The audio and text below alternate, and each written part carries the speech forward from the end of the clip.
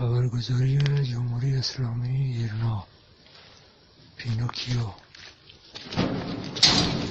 استارت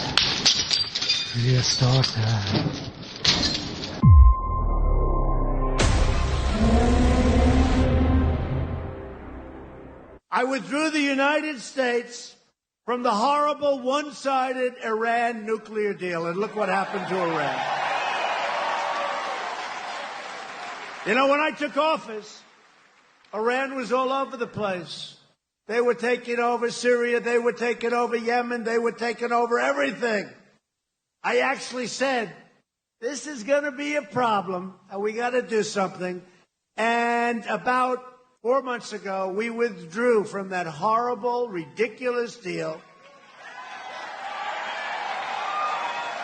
And you take a look what's happening to Iran. There's riots all over the streets, all over the cities.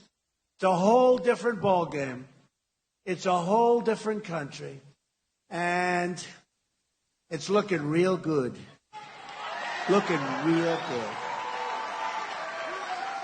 And we have recognized the capital of Israel and reopened the American embassy in Jerusalem. We are only weeks away from President Trump's embargo on the Islamic Republic of Iran, which is expected to bring it to an end. And while the mainstream media continues to ignore the voice of the people of Iran, they continue to prop up the options of Reza Pahlavi and the Mujahideen. At InfoWars, we've been covering the Restart populist movement. We interviewed their leader, Syed Mohammed Husseini, and today we bring you their story, the story of the Restart populist movement. From our research, this is the story of the people of Iran, and they want freedom. Please share this with everyone. If you want freedom and if you value freedom of speech, then it is only right for us to honor and respect and support others who want the same. Thank you for watching. This is Greg Reese with InfoWars.com.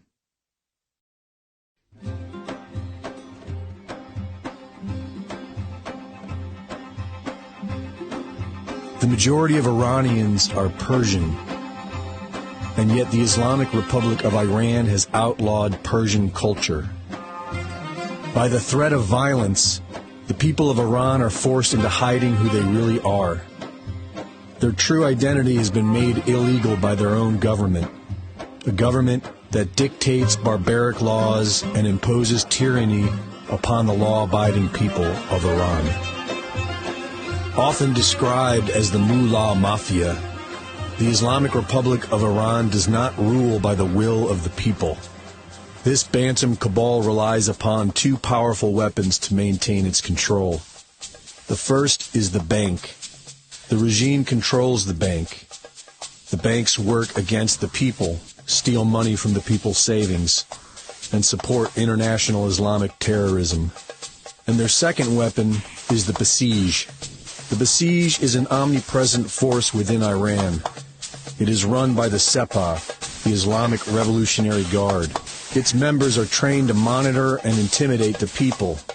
Boys are encouraged in every school to join the Basij at a very young age. They are lured in with the promise of knowledge, but all they learn to do is harass and betray their own people. There are many who grow out of the Basij when they reach adulthood, but when they quit, then they become the target of harassment, and some are emotionally broken for having betrayed their own people. It is tragic. But the greatest crime in the Islamic Republic of Iran, by any Western standard, is their enslavement of women. Under Islamic law, an Iranian woman is considered to be only worth half a human life. She cannot get married without her father's permission.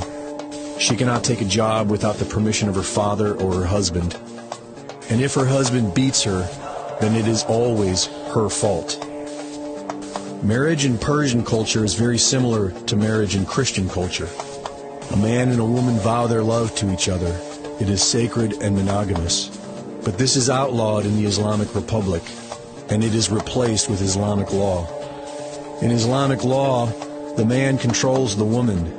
She she is considered his creature, and he can be married to 4 creatures at once.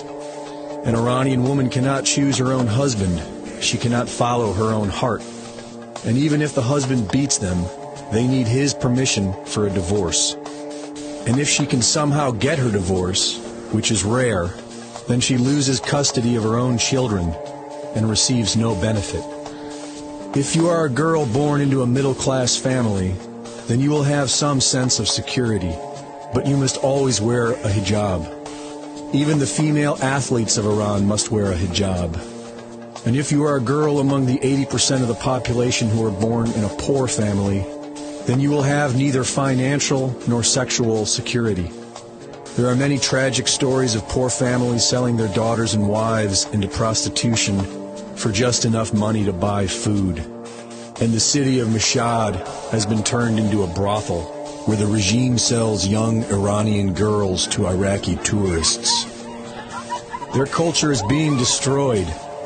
Young men are being turned into traitors, and the women are being turned into slaves. There is no freedom of speech in Iran.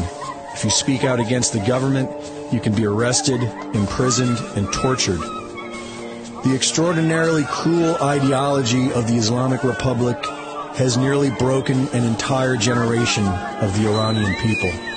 And this is precisely why Sayyid Mohammad Hosseini, the leader of the Restart Iran movement, began rebuilding the spirit of his people. He posted a booklet online with instructions on personal health, strength training, and how to win a revolution. He taught them all to use aliases and to not be in groups of more than 2, so that if they were arrested and tortured, they wouldn't know anyone's name. And after having time to prepare themselves, they were issued a series of challenges. In May of 2017, Sayyid Mohammad issued the Paintball Challenge.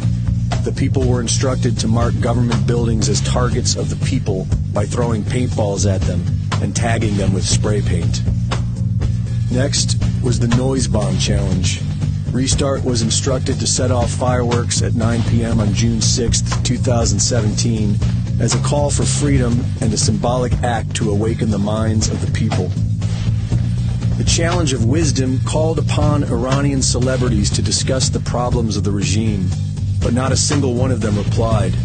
And so soon after came the Swearing Challenge, where Restart was challenged to speak their feelings harshly to members of the regime and its puppet celebrities on social media. The objective was to break their egos and show them that the people were aware of their crimes. In the Rock Challenge, the people wrote Restart on rocks and threw them through windows of government buildings to show the regime that we are many and we are everywhere. In October of 2017, Sayyid Mohammad issued the Fire Challenge. The challenge was to burn down the Basij and the banks, but he also gave explicit instructions to not harm any living thing. And so while some of the fire challenges produced real damage, many of them amounted to a brave symbolic stand against tyranny. The Fire Challenge gave the people courage.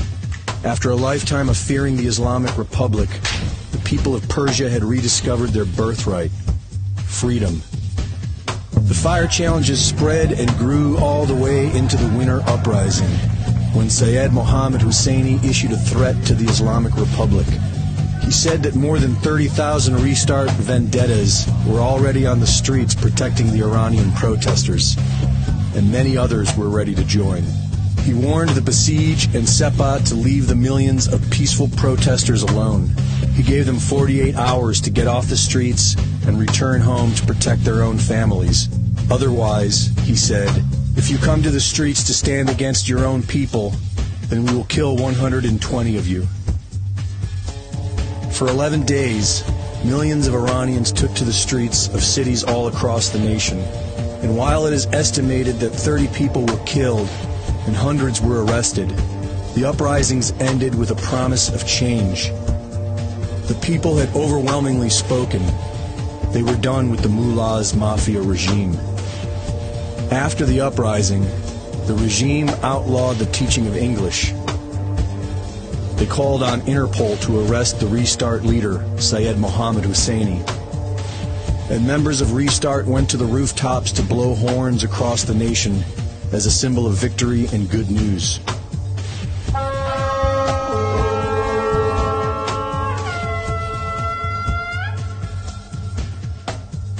The people of Restart believe that because of her ability to give birth to another human being, the woman is closest to God.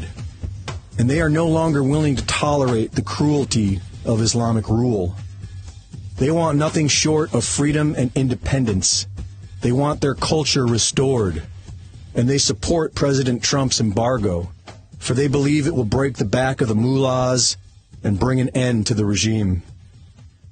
Just last month, Restartee Mohammed Dadashi walked 620 kilometers to the embassy of the Islamic Republic in Iran in Canberra, Australia, to say, "We don't want this regime anymore." He carried with him the Restart flag, the Israeli flag, and the American flag. And he risked his life by sacrificing his anonymity to speak out against the Islamic regime. ما هیچ دشمنی با کشور آمریکا نداریم، هیچ دشمنی با کشور اسرائیل نداریم. اونا مثل دوستای ما، مثل برادرای ما میمونن. اینم پرچم کشور اسرائیله، اینم پرچم کشور آمریکاه. زمانی که من رسیدم به کمبرا به رسم یاد بود این دوتا پرچمو میخوام ببرم دم سفارتشون، سفارت اسرائیل و سفارت آمریکا، تحویل بهشون بدم. درخت محبت رو بکارم. خیلی مخلصیم، دوستتون دارم. بدرود. ریستارتیش همتن، ریستارتیش همتن، ریستارتیش همتن، ریستارتیش همتن.